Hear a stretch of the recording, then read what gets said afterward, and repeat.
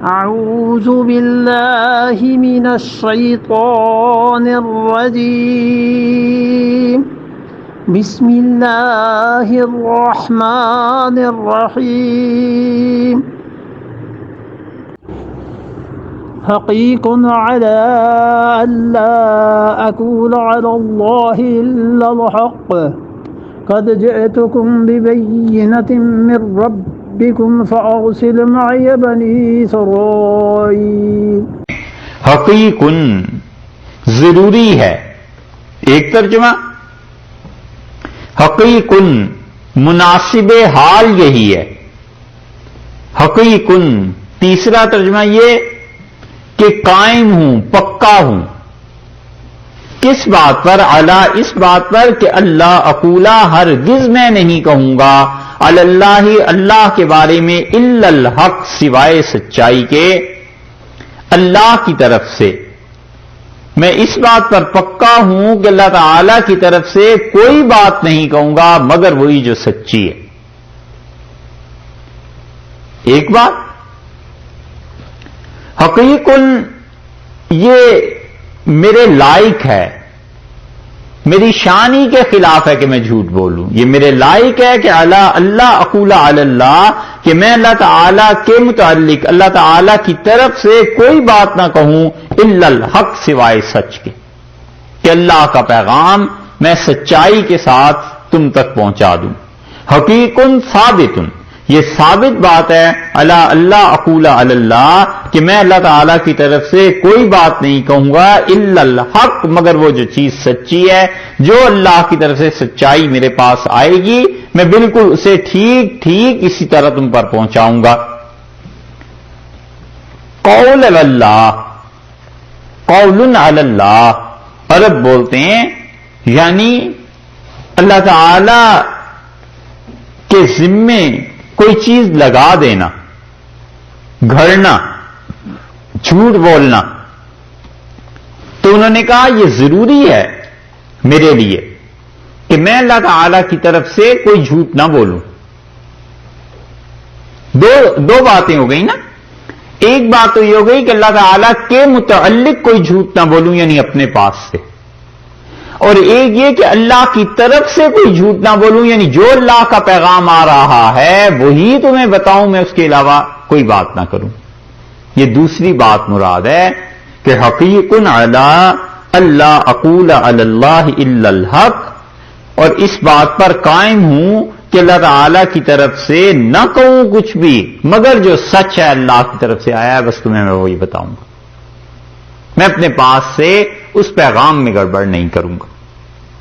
دوسرا ترجمہ یہ ہو گیا کہ اللہ کی طرف سے جو پیغام آیا ہے میرے لائق ہی نہیں ہے، شایان شان ہی نہیں ہے. اس کو حقیق کو پھر وہ مفسرین جدیر کے معنی میں لیتے ہیں. عربوں کا دوسرا لفظ جدیر بھی اس معنی میں آتا ہے یعنی یہ میری شانی کے خلاف ہے. قرآن میں ایک جگہ آیا نا سورہ یاسین میں ما علمناہ الشعر، اور ہم نے رسول اللہ صلی اللہ علیہ وسلم کو شعر نہیں سکھایا. وما ينبغی لہ، اور ان کی شان ہی نہیں ہے ایسی، ان کی شان کے خلاف ہے کہ وہ شاعری کریں. تو انبیاء علیہ السلام حقیقتاً اسی پیمانے کے ہوتے ہیں، اور یہی وہ چیز ہے جو رسول اللہ صلی اللہ علیہ وسلم کے متعلق بھی ہے کہ انبیاء علیہ السلام کی شان ہی نہیں ہے یہ کہ وہ جھوٹ بولیں. سورہ نون والقلم دیکھیں، اسی سے ملتی جلتی بات حضور اقدس صلی اللہ علیہ وسلم سے بھی کہلوائی گئی ہے، اور وہ ہے 29ویں پارے میں.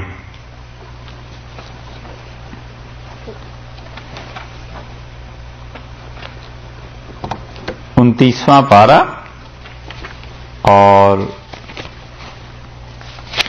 اس میں سورت ہے الحاقہ 69.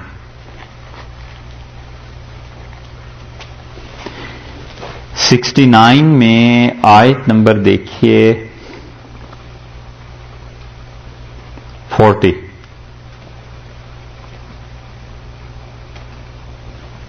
ابھی ایک بات آپ سے عرض کی تھی کہ قول اللہ کے معنی اللہ پر جھوٹ بولنا، گھڑنا.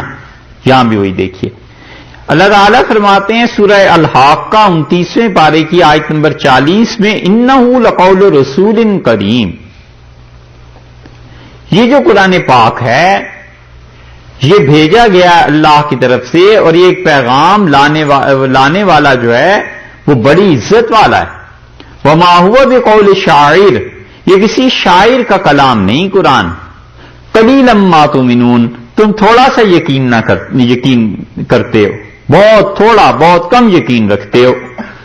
ولا بقول کاہن، اور نہ ہی یہ قرآن کسی جادوگر کا، کسی کاہن کا، کسی پریوں جنوں والے انسان کا کلام ہے۔ قلیلا ما تذکرون، اور تم تھوڑا دھیان کرتے ہو۔ تنزیل، یہ قرآن نازل ہوا ہے، اتارا ہے من رب العالمین، اس صاحب کا، اس پروردگار کا جو سارے جہانوں کا پالنے والا ہے۔ وَلَوْ تَقَوَّلَ عَلَيْنَا، اور اگر بنا لاتا، قول اللہ تقولا، ٹھیک ہے نا، اگر اپنے پاس سے گھڑ لیتا ہم پر بعض الاقاویل، کوئی بھی بات یہ گھڑ لیتا، لَأَخَذْنَا، ہم پکڑ لیتے، منہ بالیمین، اس کا دایاں ہاتھ۔ کون مراد ہے یہاں؟ رسول اللہ صلی اللہ علیہ وسلم۔ اگر یہ ہمارے متعلق کوئی بات گھڑ کے تمہارے سامنے پیش کرتا، ہم اس کا دایاں ہاتھ پکڑ لیتے، ثم لقطعنا، پھر ذبح کر دیتے، کاٹ دیتے، منہ الوتین، اس سے، یہ ہے وتین، شہرگ، ہم اس کی گردن کی رگ کاٹ دیتے، ذبح کر دیتے۔ فما منکم من احد، اور تم میں سے کوئی بھی عنہ حاجزین، اس بات سے ہمیں نہیں روک سکتا تھا۔ یعنی اگر جھوٹ بناتے اللہ تعالی پر تو اول تو اللہ اس کے دشمن ہوتے اور ہاتھ پکڑ لیتے۔ یہ دستور ہے نا جلاد کا کہ ہاتھ باندھ دیتے ہیں اور پھر گردن اتار دیتے ہیں۔ اللہ تعالیٰ نے فرمایا اس کا دایاں ہاتھ پکڑ رکھتا تاکہ یہ کوئی حرکت نہ کر سکے، اور سر اتار دیتے ان کا اگر یہ ہمارے متعلق کوئی جھوٹ بولتے۔ سمجھے؟ یہ ہے انبیاء علیہ السلام کی شان کہ اللہ پر جھوٹ بولیں۔ خدا نے اعتبار کیا ہے جتنا بڑا مقام اور مرتبہ ان کا ہے، کائنات میں اتنا بڑا مقام اور مرتبہ کسے ملا ہے؟ جو سیدنا موسیٰ علیہ السلام کو ملا، اور ان سے بھی بڑھ کے حضور اقدس صلی اللہ علیہ وسلم کو۔ اور اگر علیہ باللہ یہ جھوٹ بولیں اور گڑبڑ کریں، خدا سزا بھی ایسی دے۔ ٹھیک ہے؟ اس میں یہ یاد رکھیے گا، یہ جو سورہ الحاقہ کی بات آپ کو بتا رہے ہیں کہ یہ کسی عام آدمی کے متعلق نہیں کہا گیا۔ عام آدمی بیسیوں جھوٹ خدا پہ بولتے ہیں، خدا کو کیا پڑی ہے کہ ہر ایک کو پکڑ کے مارتا پھرے کہ تم مجھ پہ جھوٹ کیوں بول رہے ہو؟ یہی ہے نا۔ البتہ جس کو اس نے پیغام دے کر بھیجا ہے، جس کو معجزات دیے ہیں، جس کے متعلق ڈنکے کی چوٹ کا ہے کہ یہ ہمارا نمائندہ ہے، اس پہ اعتبار کرو، اس کی خوشی ہماری خوشی، اس کی ناراضگی ہماری ناراضگی ہے، وہ اگر جھوٹ بولے تو اللہ اسے ہی سزا دے گا۔ ایک دوسرے کے ممالک میں سفیر جاتے ہیں، جا کر سفیر اپنی حکومت کو برا کہے تو حکومت اس کا ایکشن لے گی، نوٹس لے گی۔ عام آدمیوں کو کون پوچھتا ہے؟ یہاں امریکہ سے چلے جائیں، ہندوستان، پاکستان، امریکنز جا کر 1000 گالیاں دیں جا کے امریکہ کو، کیا پڑی ہے کہ بھی کوئی اچھا کہتا ہے برا کہتا ہے، کہتے ہیں اس کی اوپینین ہے، رائے ہے، آزادی، آئے گا واپس تو پوچھ لیں گے۔ اور سفیر صاحب ایک لفظ کہہ دیں فوراً بات ہوتی ہے کہ ہاں یہ ہماری پالیسی ہے یا نہیں ہے۔